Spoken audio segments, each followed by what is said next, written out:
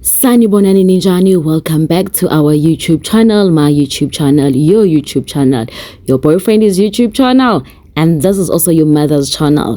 Hey, yeah, it's not good news, and it doesn't look good for Sean Mamkhize, formerly known as Sean Pisani, because today, early morning today, a decision was taken of the fact that her club, Royal AM, is going to be sold. We understand that the club was bought for his son, Andile Besane, because he loved the football.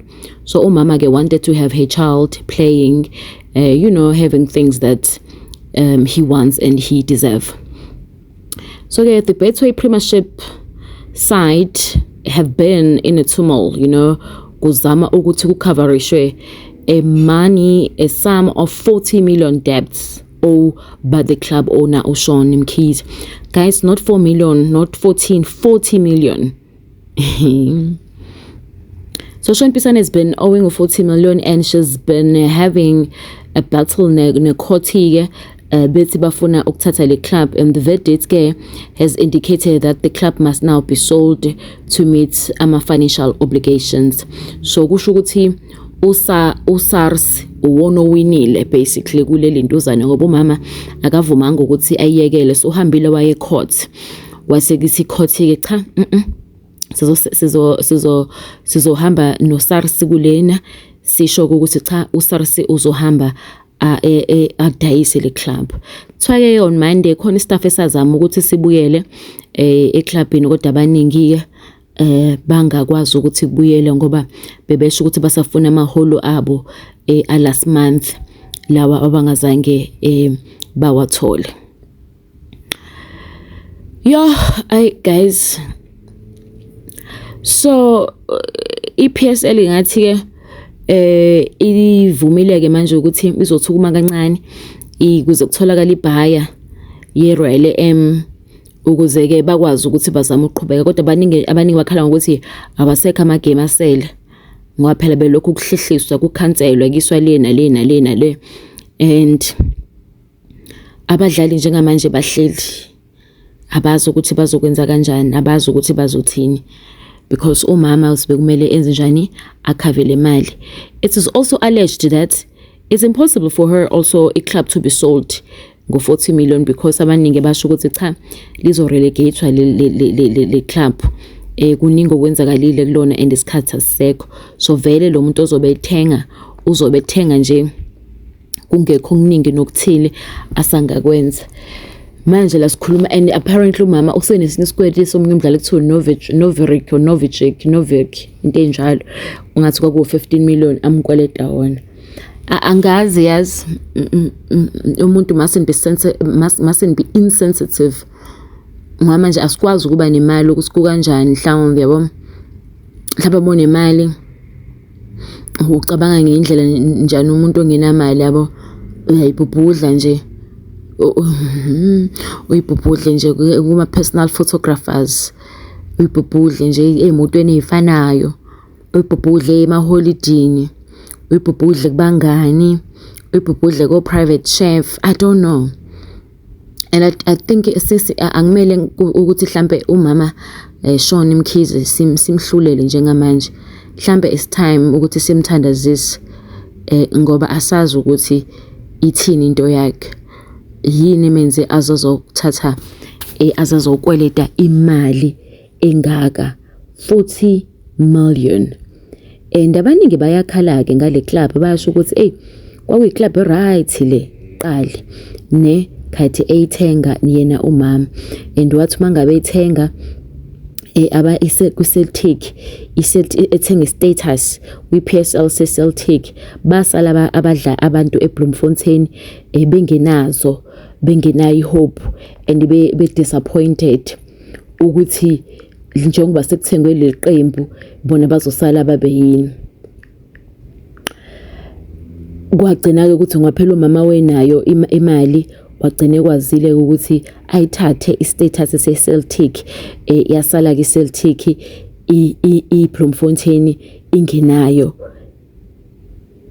iqembu kahle kahle okwenza ukuthi eKZN kusibe namaqembu amaningi amaningi nje impela abanye benganawo amanye amaqembu. I don't want to speak kakhulu or bad ngoba phela obviously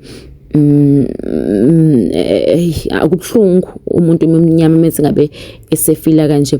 Mhlamba ke sibuka umlando weRoyal AM Football Club ukuthi njengoba ibased lapha eKZN iyaqala kanjani. Yebo nje wasengishela ukuthi yafoundwa uyena uShoni Mkhize kanye nendodana yakhe uAndile. And mathi mangabe beyithola lentuzane le club lena bayayibuza ngeBloemfontein Celtic base bayashintsha ke igama ngo2021 basi-ke bathi mebeqeda lapho ke basebenza ke baqala benza nama charity ke ama program ke babiza bathi Remcares yabo besiza ke nabantu babasizile bona abantu phela uma kukuthi mhlawumbe akakusizanga wena kusho ukuthi abanye abantu akabasizanga. Kwathi ke ngo2021 iqembu laqala la ngabakhokhela abadlali kwaqala kuba nenkinga ezithile. Kwathi ngo2021 futhi kwamele ukuthi li relegate iqembu kodwa ngoba imali yayikhona wakwazi umama ukuthi athenge ukuthi likwazi ukuthi lipromote iclub lakhe. Like laba nenkinga eziningi lona ngenxa yama salaries njengoba sisho kwaziwa uPSL yasho ukuthi hayi ngeke man into kanjena abayijwayele. Khona ke manje njengoba kunenkinga zaSARS kunale mali etholwa amaqembu ithi ngenileke imali yathi mayifika wayithatha uMama Mkhize Nkosi yami wayifaka ipersonal bank account yakhe instead of paying abadlali. Kodwa futhi the question is I don't know, I'm just asking uzobakhokhela kanjani abadlali bengadlali ngoba phela kunenkinga engaka. Sekudingala umuntu ozolithenga ke leqembu njengamanje uma ukhona mhlawumbe uSamuel nje ubulangilalelela unayo imadlana ethile awuyithathe uyidayi uzothenga leqembu Nkosi yami bafethu 40 million umkhulu. Ngizama ukucabanga ukuthi ubengeka kwazi ukudayisa lo muzi loya lesa sithabathaba sasetheni ukuthi asifike 40 million mhlambe sobasi 10 million. Okay ke ayiningi le mali kodwa ayingeke. Okay let's just say umuzi ku10 ayingeke umuzi asise umuzi u15 million yo but still akwanele 40 million 15 million 15 20 34 yashoda le mali. Okay asizama ukumbalela uma mhlawumbe umuzi u20 million ngeke awudesa ngo20 million bawuthenge asale lo 20 million awukweletayo. Enzenjani manje adayise ini ezengibheka amabhasi ebhola sethathiwe vele. Oh imali lo mama. Oh yeah okay iclub seyalidayisa vele kunamahemheme engathi lithengwa ngemali ebhedayo. Okay sharp akadayisi plus akalidingi plus lo mama akalidayisi plus akalidayisi. Hayi man isolution khona usho ukuthi lela plus akalithenga ngo40 million noma ngo30 million. Likhulu imbadla yeplus. Hayi man nayo umama kodwa akacabangi vele iclub kumele ayihambise nje ukuze akwazi ukuphila ntofontofo. Mina bengicabanga ukuthi sharp club vele ngizobe imali encane adayise lo muzi osethebeni ngoba phela wakhe isibhadlabhadla somuzi egoli futhi kodwa phela manje yaphela wayiseklisha divorce yakhe noSibu manje. Hayi man lo mama ngeke kodwa hayi naye kodwa 40 million mhlamba aqala dayise nezingubo kodwa futhi ubona uzothenga ingubo phela seyigqokiwe guys nje ngihlala ngayo le ngubo azidayisa angabe mengabe uthi udayisa ingubo ayigqokayo angenze izifike ngisho kwi-million so out akade imoto inkinga seyithathiwe kanti manje bona wabe lokho bethu 40 million ngaphela after kuthathwa ama G-Wagon kwathathwa amabhasi kanti G-Wagon imali inganza kwethu mhlambe manje usekweleta u25,000 manje ne 40 million.